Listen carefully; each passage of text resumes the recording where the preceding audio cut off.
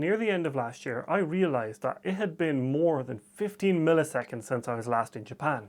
So of course, I got a few of the boys together to summon up some flights so I could head back to Japan once more. So this trip to Japan was to focus on Momiji, which is the red leaf viewing, and its events, and I was going to be driving around the Kii Peninsula. But first I have to get to Japan, but more specifically I have to get to Osaka. So cue the travel montage.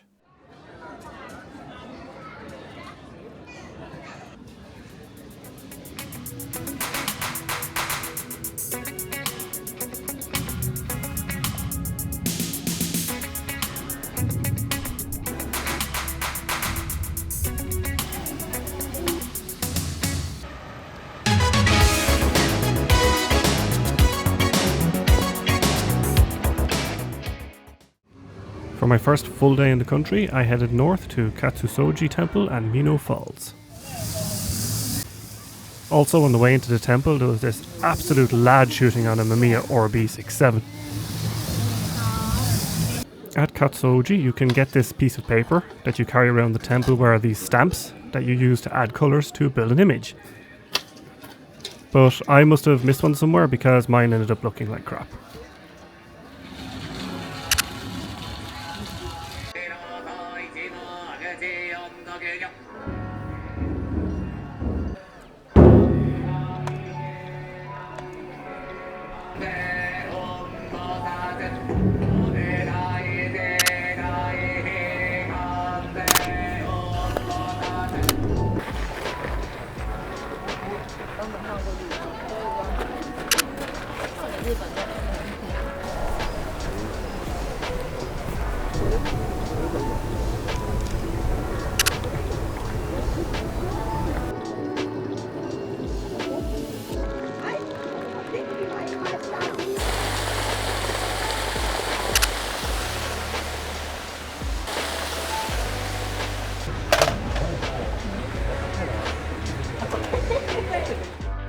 After this I headed to Minoo Falls, where I had been to previously in the summer, but I wanted to see the park in the autumn colours, and apparently so did most of Osaka.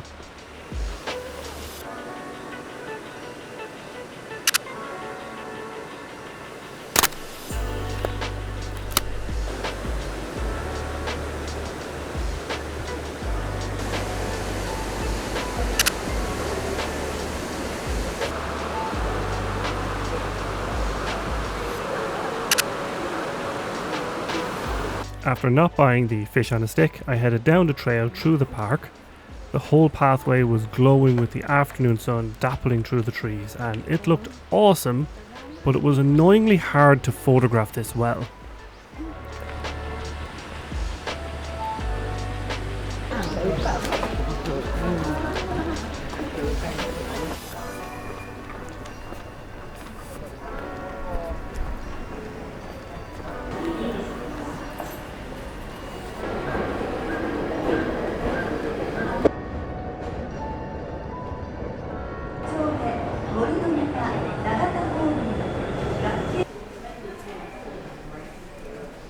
That evening I headed to Osaka Castle to take the same shot I've done a few times before, as I wanted an autumn version for my 4 Seasons of Osaka Castle photograph piece that I am working on at the moment.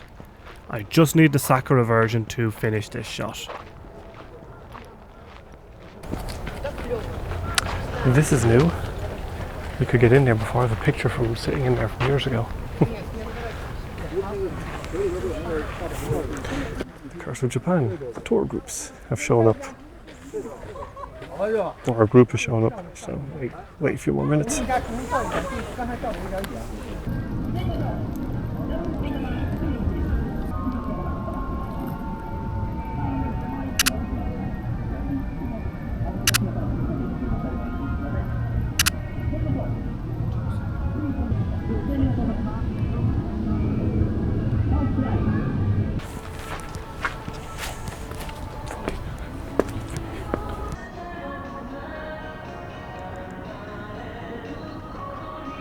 What in the Japan?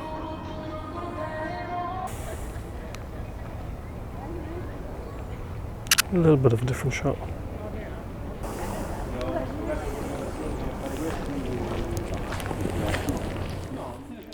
But once I had my autumn version secured, I just headed into Osaka and spent the evening drinking and having fun.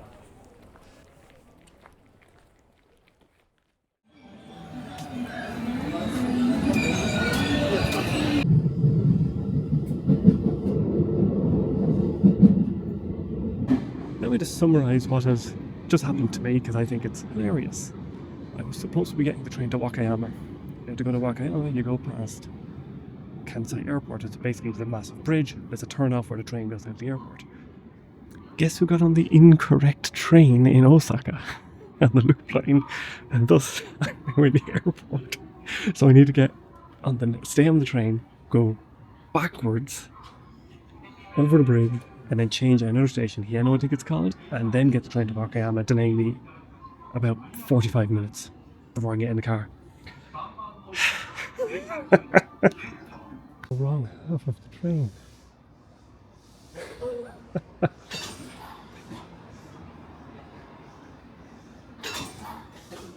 That arrived from the airport. So that's how I ended up going to the wrong train. God damn it.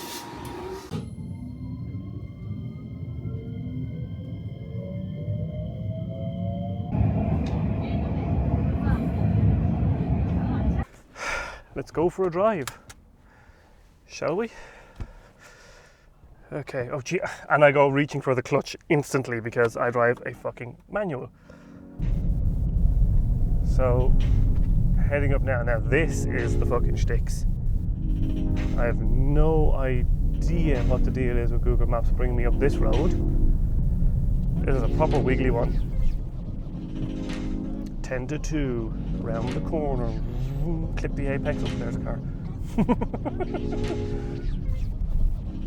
I don't want to hit that branch. Let's see, nothing coming. Round the corner. Even that there, like, there's a little mirror on that tight corner that shows you what's coming around it. So when you're going around, you're not going to hit anything. Like, just little details like that everywhere.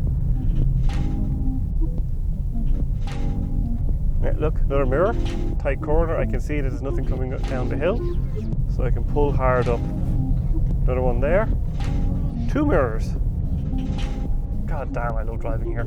It's so easy. So there's a big ass rope bridge, it looks like, over a lake right here coming up. And I'm gonna see if I can pull in for it, because that looks amazing. You can see it just there, that red structure. So here's my little Mickey Mouse car. Pulled in at Zaobashi Bridge. I really want to cross this bridge, but my god, my fear of heights is getting triggered hardcore. So I'm just going to not.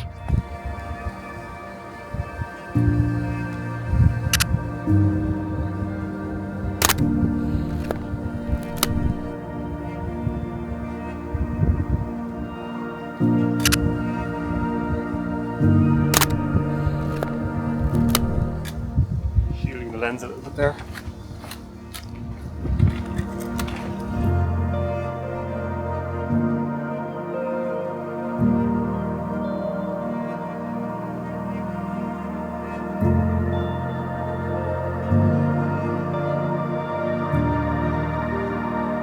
We're here at this bridge. That's the symbol for current place, or current existing, and that's placed or location. The shrine, it's a Buddha shrine. I think that's Jinja, so that's like a Shinto shrine, I think. I can't remember.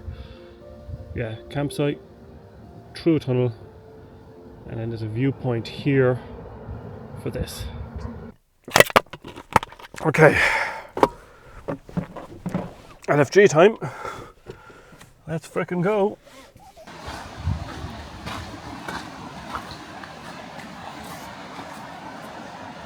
Okay, so here out at the rice terraces, you can see the view is really rather nice, although probably not. 68 at f8. Light is falling quite a lot. Shooting gold at 100.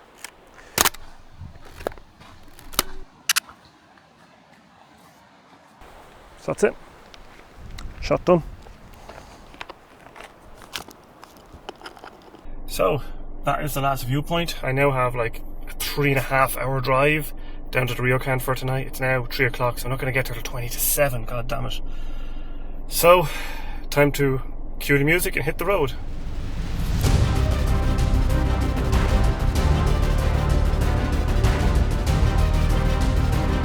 Okay, here's what the multiple hours of driving got me. This room. Not half bad, eh? You know, I think I'm going to photograph this room because it's quite nice.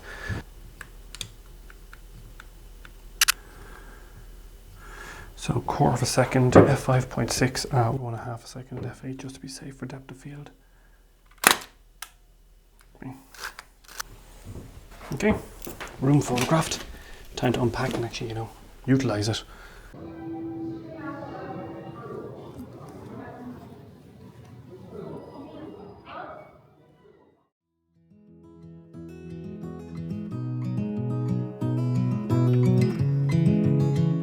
So just spent the night in the onsen, getting ready to leave.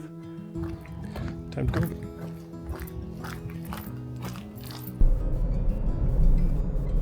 Just pulled in a Family Mart to get some famichi, or famchiki, whatever it's called. The fried chicken, it's good. After a very relaxing visit to the onsen and a solid sleep, day 3 started with heading to this coastal path that I'd seen on Google Maps.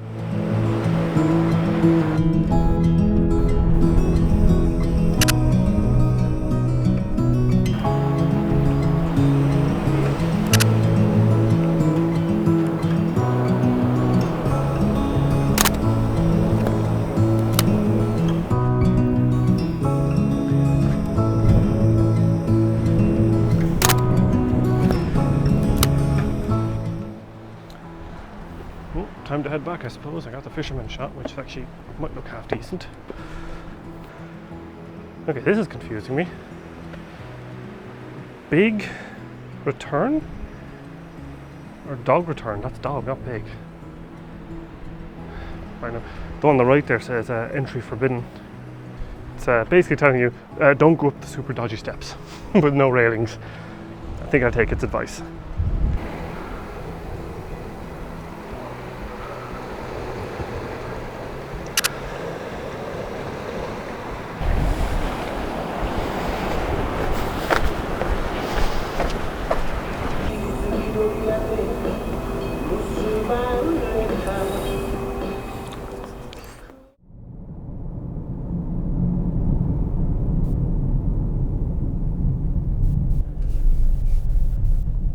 We're going up this tiny road, weaving between little rocks and trees and up through the cliffs.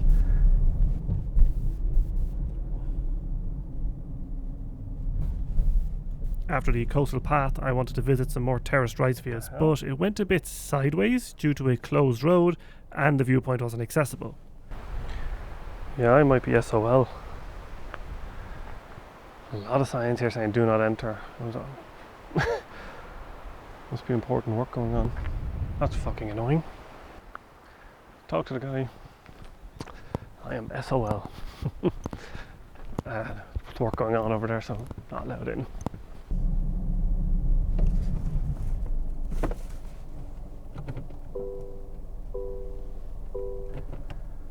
Fucking hell. That mirror is wrong, and it's the one mirror that is wrong. Can you squeeze in there, I wonder?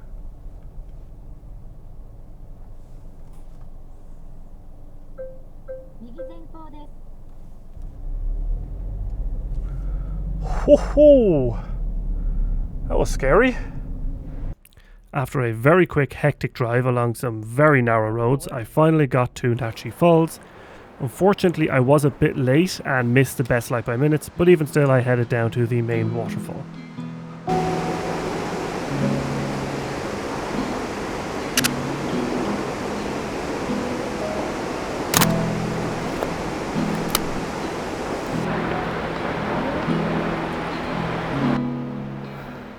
After the waterfall, I headed up to the main viewpoint to get the iconic shot of the pagoda with the waterfall in the background, and I was greeted with this. Yep, the pagoda was wrapped in scaffolding.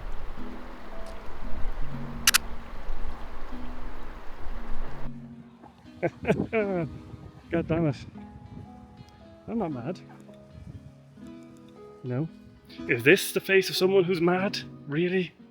So I knew that this was the case before I got here, and I ended up coming here anyway, so I decided to treat this as a scouting trip for future visits. And let's be honest, when it comes to me, there will be future visits. How far away is that? 56 minutes, and bugger off with that. Okay, let's get going. And after visiting Nachi Falls, it was a quick drive to another ryokan to pass out for the night.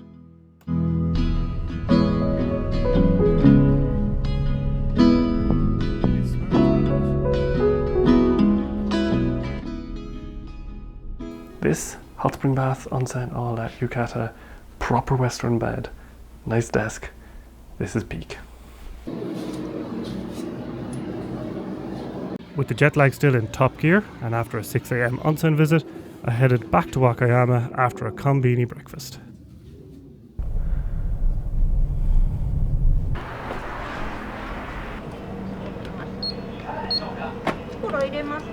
Bugro, hi. Sorry, Shotsu Hamachi, onegaishimasu. Arigatou gozaimasu. Got my little konbini breakfast, got my can of coffee, some more onigiri, but the fried chicken.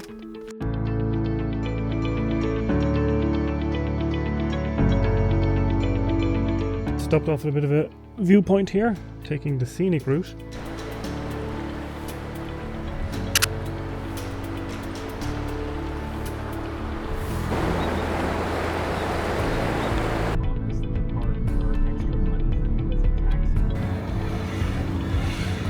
Paddy wagon has been returned.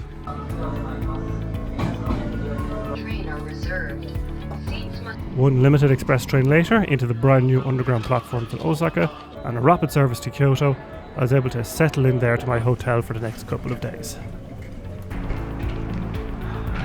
Okay. 3 nights. Actually not a bad room. Once I packed up my stuff for the night shoot, I headed to Kyomizudera for the light up that evening.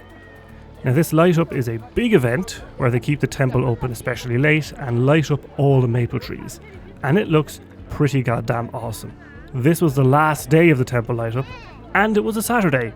So all of Kyoto, Tokyo and Osaka seemed to be there. Everyone's waiting for the light up.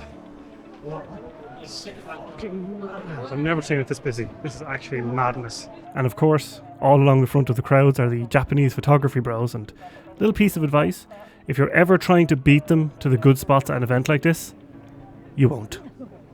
I was able to use my excessive longness for some elevated shots, and eventually I was able to get to the railings to make use of the clamp for a few long exposure shots.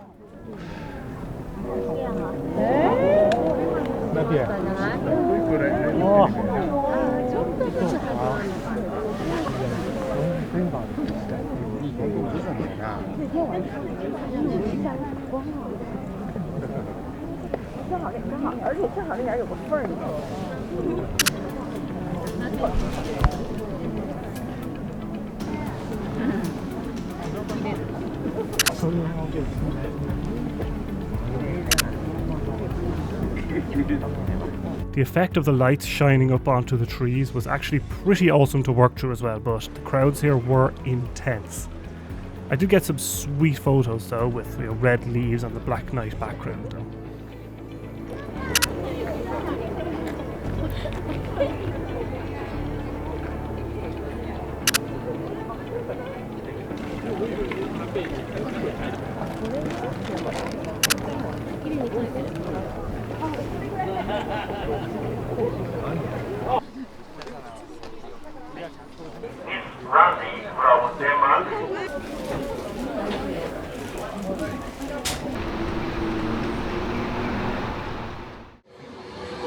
So today's mission was to hit 3 planned locations for those sweet Momiji tones, starting with the Golden Pavilion.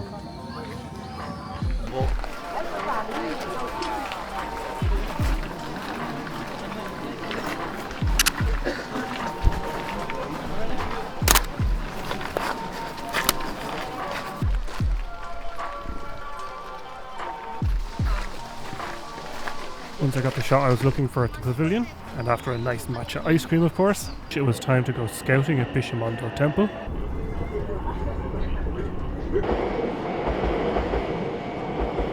Getting here was really nice, as the route Google Maps brought me was along all these small back paths instead of the normal route.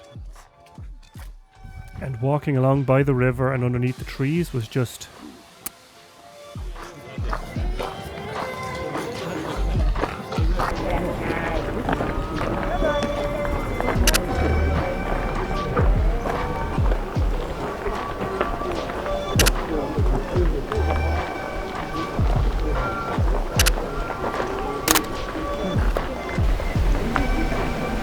The temple was pretty busy, but the colours were absolutely peak, so I made a note of the good photo spots and what equipment I would need for when I returned in the morning. For the evening I visited Nanzenji, which was horrifically overcrowded while I was there, but the nearby Philosopher's Path was much nicer to walk along.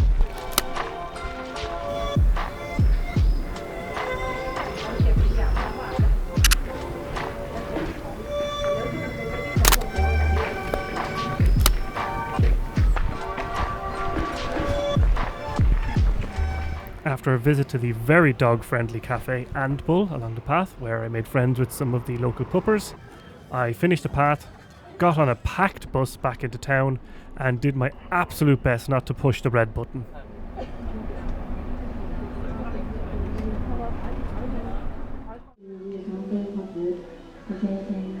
The next morning I returned to Bishamondo Temple to get those shots that I had planned the previous day, and they turned out perfectly, with the 24mm tilt shift producing a beautiful image of the steps.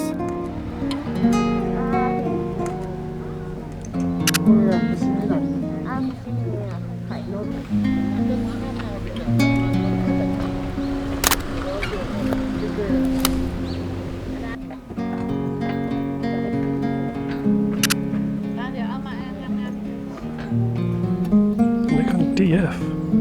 You don't see that every day.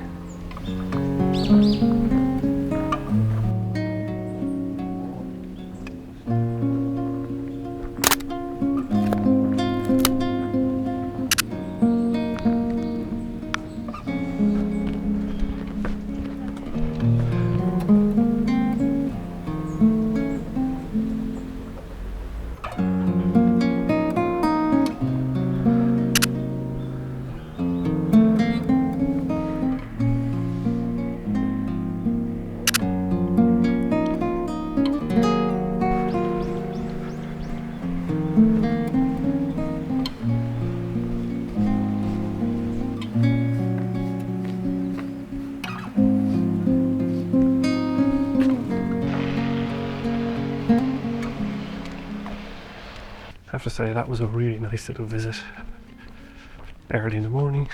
I love getting up early in Japan and going to various temples and viewpoints and amazing places before all the tourists get there. When you get up early, you get there before all the tourists, or all the other tourists, and it means you get nice pictures, free of people, and you can really just take in the place. Because normally what I do is I go straight for the photo spot, get the photos early before anyone else goes up, and then spend the next, hour or so wandering around the grounds and just enjoying it before the rest of the people turn up to all the grounds. It's really enjoyable. Anyway, just heading back to Yamashita, I think it is. I can't remember the name of it. Yama something. Train station. Head back to Kyoto, get some food. Well, I'm in Kyoto. I'm one stop from the main station, but yeah, head back there, get some food, and figure out what I'm going to do with the rest of my day here.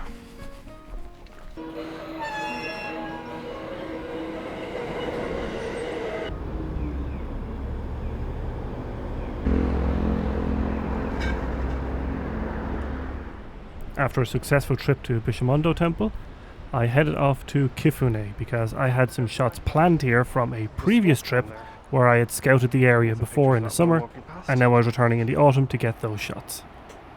Also on the way to the station there was this cool looking bird hanging out in the river.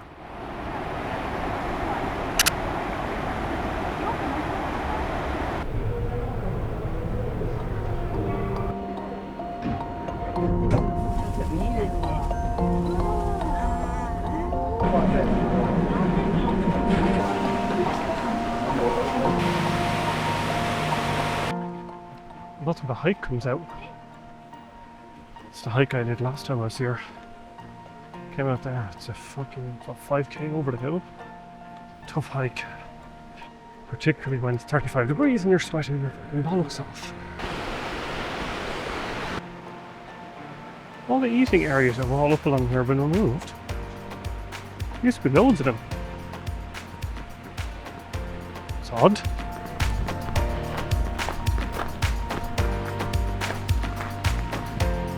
The lights have turned on. Nice.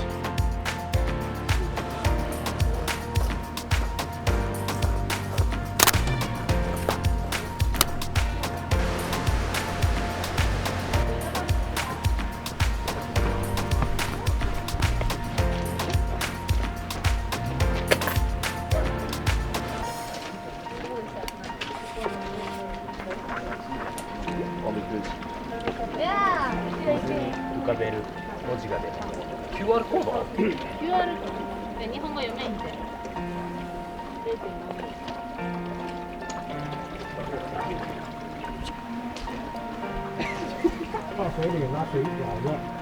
你也可以不咬那个，这个一直送。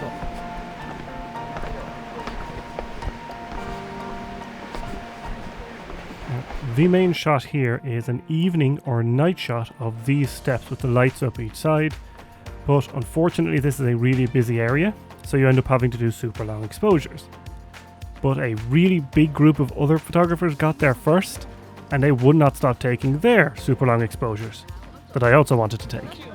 But after about 3 years, I finally got in there and took my super long exposures.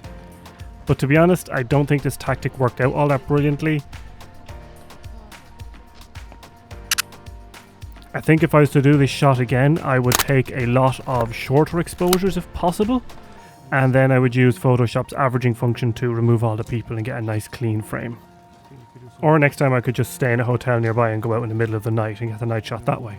Also, you can see the stars really well here, so maybe staying in the area would also allow me to do some astro in the future.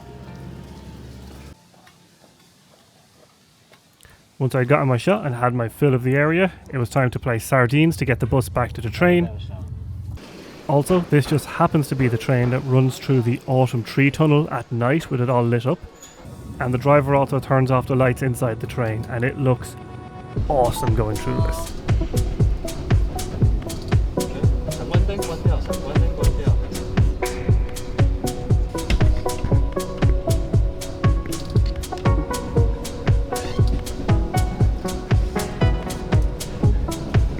Unfortunately, everybody else was kind of crammed to the windows first. I was able to use my excessive longness to lean over the crowds, but if I was doing this again, I would definitely get the train up at night, which tends to be really empty, and that way you can enjoy the tunnel without all the people. But with all that done, it was time to head back to Kyoto Station and get my favourite ramen, Wakayama Block.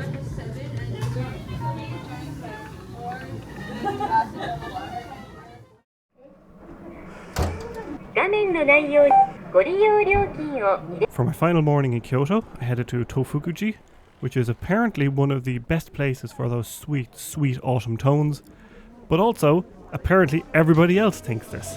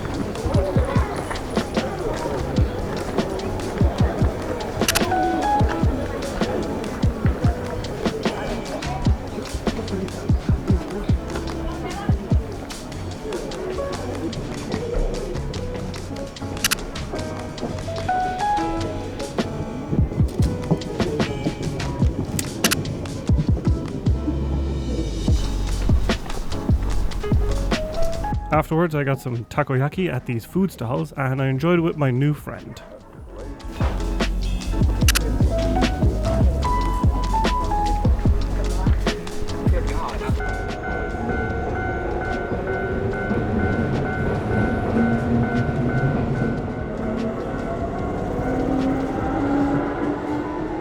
We will soon be arriving at Kyoto, station number D01.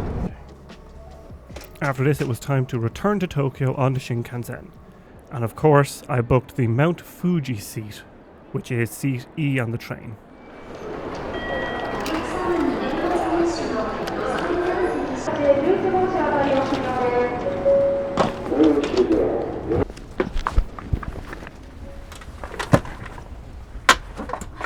Now for this train, I'd actually researched this beforehand, and I managed to time the correct train so that it would pass Mount Fuji when the evening light was supposed to just be kissing the snow cap.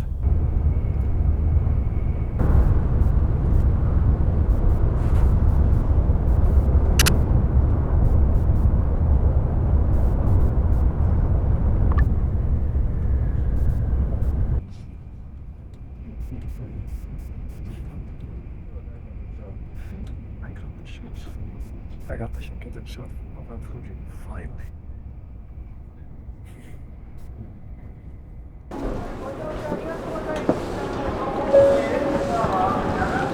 Once I got settled into my final hotel for the trip, I found a nearby place that does Hiroshima-style okonomiyaki, which is my favourite food in Japan, and there was even some friendly drunk salarymen to chat with. For my final days in Japan, I honestly just spent most of it kind of relaxing in Tokyo because I was getting kind of knackered by the trip at this point. So most of these days are just chill days, and I spent a lot of time searching for a Hasselblad to buy and eating a disgusting amount of food. Oh, GT camera's closed.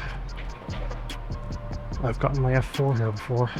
Yeah, so Wednesdays and Thursdays is closed, it looks like.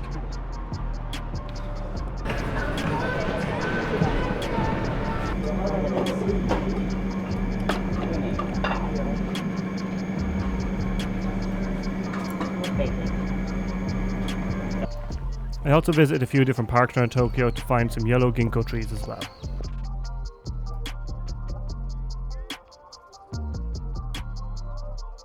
I also visited Kitamura Camera looking for a Hasselblad. Unfortunately, they don't allow filming in the shop anymore, which is actually perfectly understandable.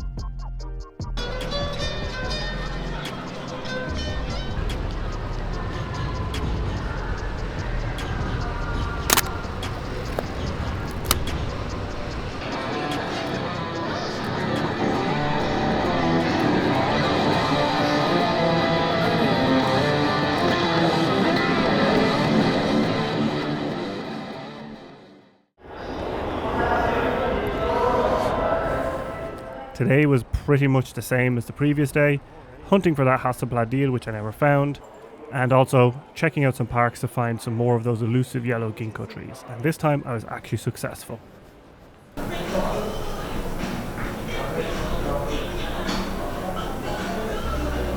So far this is the best price. Shinjuku used camera market.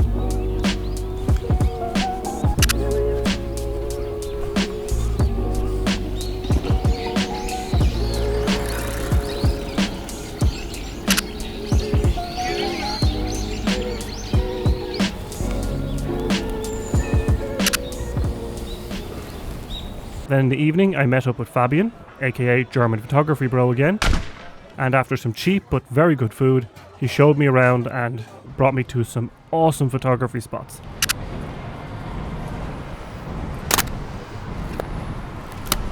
In particular, this one where you're overlooking the different train lines heading into Tokyo.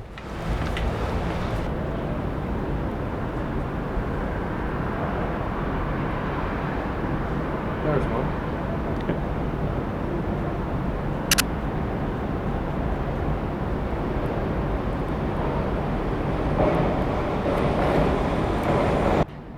Just perfect. Okay. Hang on to it.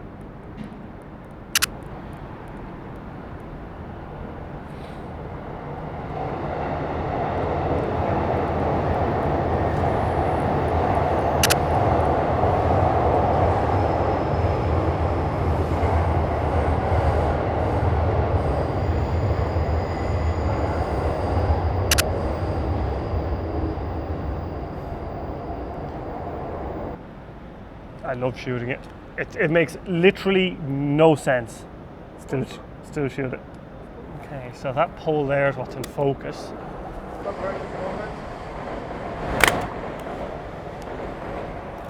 Got it? I think so.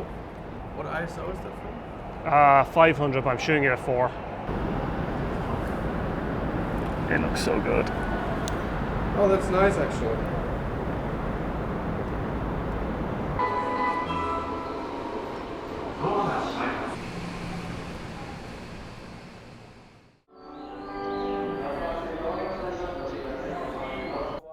Next day I was all alone on my own again, so I decided to head to Kawagoe Old Town. And of course, on the way I had to go into a convenience store and get some karaage-kun for brunch. While I was kind of wandering around the area and looking at Google Maps, I found this shrine. And it turns out it was actually a really nice place with this really nice little cafe.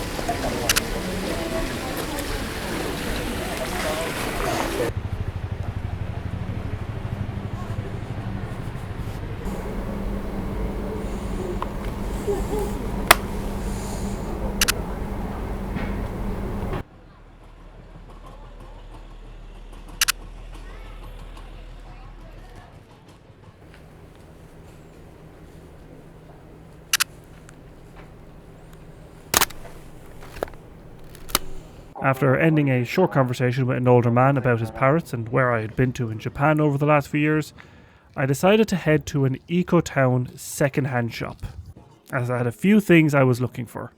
So, camera section where you can find cheap cameras. We have junk cameras. What have we got in here? Olympus Mew for like 50 quid. €2 for like a Core i3 4130. I remember when that was the new shit. I came here to look and see if I could find some absolute beater Game Boys. What is that? Is this a Betamax recorder? Okay, this is something I've never seen. Old Laserdisc players. And then down here is a motherfucking Ariflex. It's like 1,500 quid. Obviously I can't buy it, it's way too much, but like, Jesus Christ. You don't see that every day. I want to convert one of these into a rehouse it, reshell it, OLED screen, go full tilt. I also got Pentax Auto 110 with a lens for 25 quid, which is kind of mad. With my Eco-Town haul in hand, it was time to head off, find some food and pass out. For my last full day of this trip in Japan, I mostly just went around and did some shopping. And I also managed to pick up some fresh Velvia 50 and 120 to bring home with me. A box of Velvia 50 because I can't find any back in Europe, so I'll pick up a box of that. New design box. Milford for days.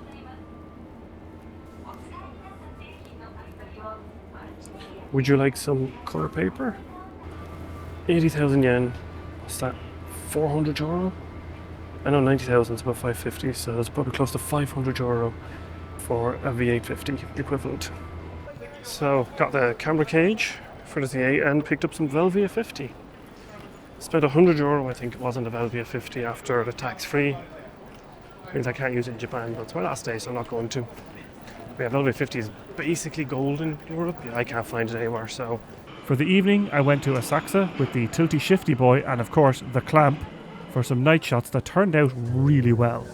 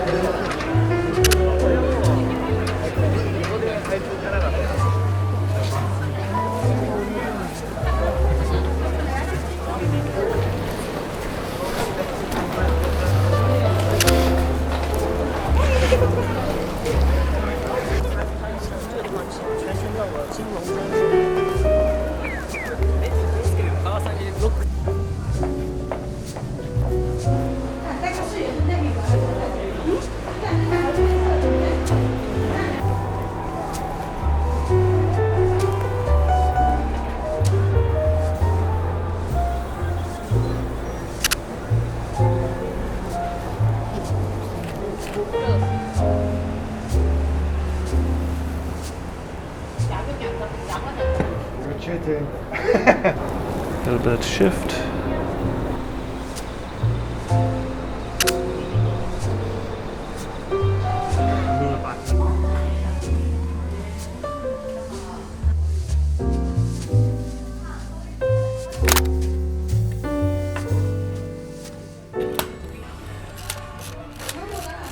I'm done with this.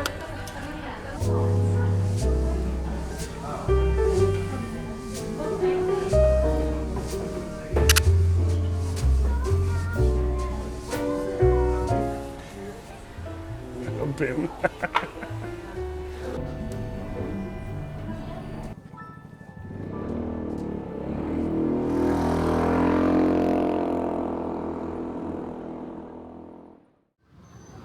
And then once I was done in Asakusa, I kind of had nothing left to do. So I just ended up getting the Ginza line to Shibuya and went up to one of the viewpoints to watch the world go by and make a few time lapses while I was there.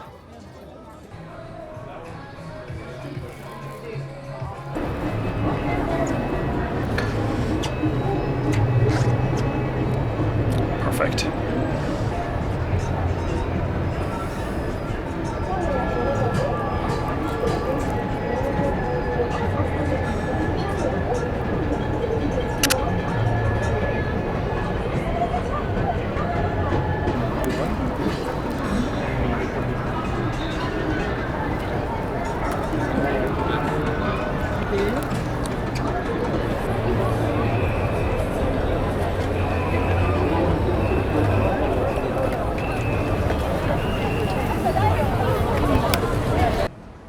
She's very nearly dead. For your safety, please stand behind the yellow line.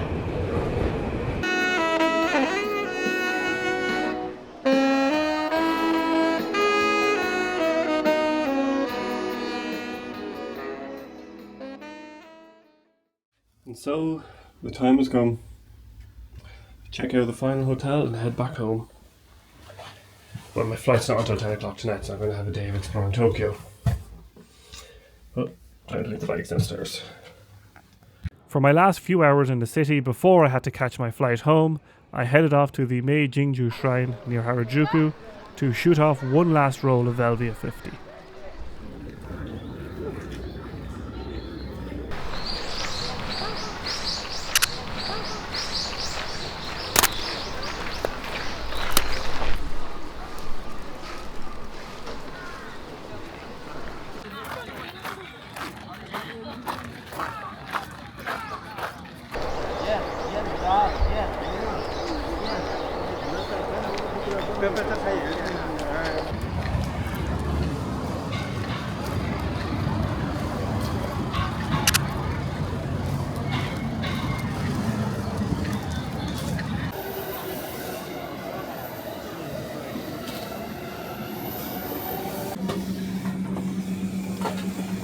after that, I just did some very important shopping before heading back to the hotel to ram everything into the suitcase and get to the airport. The alcohol is all packed.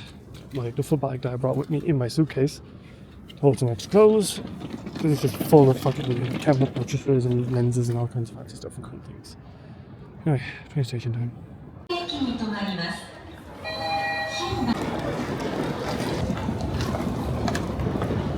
At the airport, because I'm very smart, I brought a change of clothes ready with me, so I hopped into those, got one final okonomiyaki, and then I headed up to the viewing platform to watch the planes.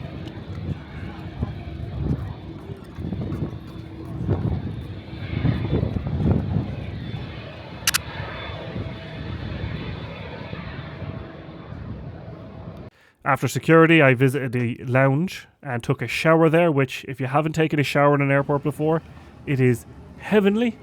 And after a few free beers, it was time to settle into the 15-hour flight back to Europe.